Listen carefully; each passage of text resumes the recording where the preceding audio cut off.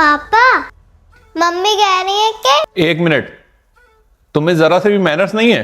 तुम्हें स्कूल में यही सिखाया जा रहा है? तुम्हें इतना भी नहीं पता है कि जब किसी के रूम में एंटर होते हैं तो नॉक करके अंदर आते हैं? अब वापस बाहर जाओ और दोबारा नॉक करके आओ।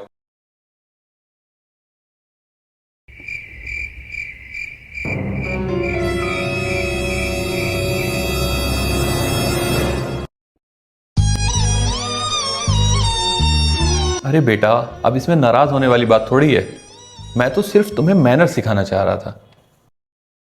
चलो अच्छा, अब बताओ क्यों आई थी? अरे मैंने उसको भेजा था आपके पास। क्यों?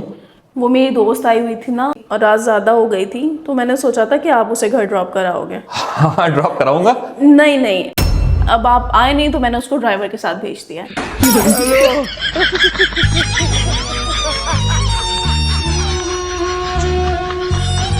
Ora, caro!